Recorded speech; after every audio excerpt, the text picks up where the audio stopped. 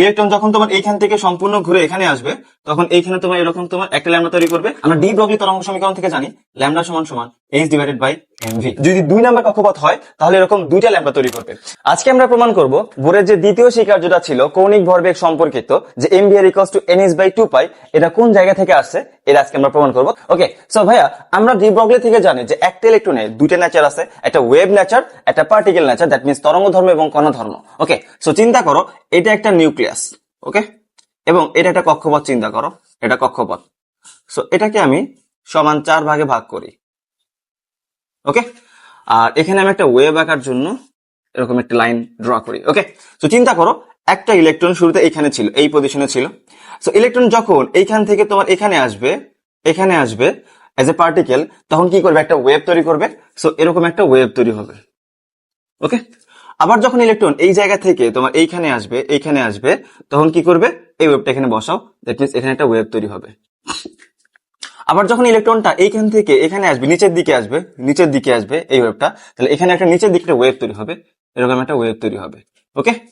আবার যখন ইলেকট্রনটা এইখান থেকে এখানে আসবে তখন এই জিনিসটা এখানে বসায় দাও, তখন কি হবে? এরকম একটা কমপ্লিট ওয়েভ তৈরি হবে। তাহলে এখানে বুঝতেই পারতেছো যে একটা ইলেকট্রন যখন নিউক্লিয়াসকে সম্পূর্ণ একবার ঘুরে আসে তখন কি একটা পূর্ণ তরঙ্গ দৈর্ঘ্য তৈরি করে, যার তরঙ্গ দৈর্ঘ্য হইল ল্যামডা। ওকে, ল্যামডা, বুঝে গেছে? তাহলে আমরা লিখতে পারি এটা যদি তোমার প্রথম কক্ষপথ হয় অর্থাৎ n ইকুয়ালস টু 1 হয় এবং এর ব্যাসার্ধ যদি তোমার হলো r1 হয়, r1 ব্যাসার্ধ, এটা r1 ব্যাসার্ধ, তাহলে লিখতে পারি ভাইয়া এখানে কি পরিধি, এর পরিধি লেখা যায় 2 পাই আর r1 সমান সমান কি লেখা যায় ভাইয়া? এখানে কয়টা ল্যামডা তৈরি করছে? একটা ল্যামডা, তাহলে লিখতে পারি আমরা 1 ল্যামডা, লেখা যায়। আচ্ছা, এখন ভাইয়া এখানে সেকেন্ড চিন্তা করো, এর 2 নাম্বার কক্ষপথ চিন্তা করো, 2 নাম্বার কক্ষপথ চিন্তা করো। ওকে, সো ধরো এই ইলেকট্রনটা এখানে আছে, হ্যাঁ, এটা এখানে আছে। আমি এখানে আরেকটা গ্রাফ ড্র করি। ওকে, তো ইলেকট্রন যদি তোমার সম্পূর্ণ একবার ঘুরে আসে তাহলে কম্পারিজন টু ল্যামডা এখানে তোমার দুইটা ল্যামডা তৈরি করবে। দ্যাট মিন্স ইলেকট্রন যখন তোমার এইখান থেকে সম্পূর্ণ ঘুরে এখানে আসবে তখন এইখানে তোমার এরকম তোমার একটা ল্যামডা তৈরি করবে। আবার যখন ইলেকট্রনটা তোমার এখান থেকে সম্পূর্ণ ঘুরে এখানে চলে আসবে তখন কি এখানে আর একটা ল্যামডা তৈরি করবে। ওকে, দ্যাট মিন্স যদি 2 নাম্বার কক্ষপথ হয় তাহলে এরকম দুইটা ল্যামডা তৈরি করবে। যদি 3 নাম্বার কক্ষপথ হয় তাহলে এখানে 3টা ল্যামডা তৈরি করবে। একটু খেয়াল করো ভাইয়া, যেখানে ভাইয়া কয়টা ল্যামডা তৈরি হয়েছে? এখানে একটা ল্যামডা আছে, এখানে একটা ল্যামডা আছে, তো এখানে দুইটা ল্যামডা তৈরি হয়েছে। ওকে, তাহলে আমরা লিখতে পারি যে দ্বিতীয় কক্ষপথের জন্য কি লেখা যায় ভাইয়া? যদি দ্বিতীয় কক্ষপথের তোমার হইলো ব্যাসার্ধ r2 হয় তাহলে আমরা লেখা যায় যে 2 পাই r2 সমান সমান কয়টা ল্যামডা তৈরি হয়েছে? দুইটা, তাহলে লেখা যায় কত?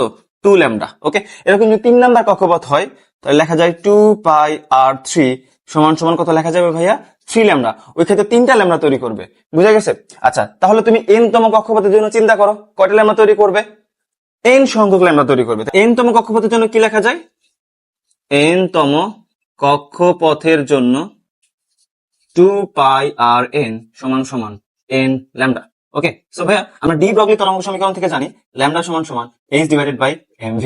সো মানটা বসা যায় এখানে, ল্যামডা মানটা আমি এটা এই সাইডে লিখি, তো লেখা যায় ভাইয়া 2 পাই আর n সমান সমান n into h divided by mv।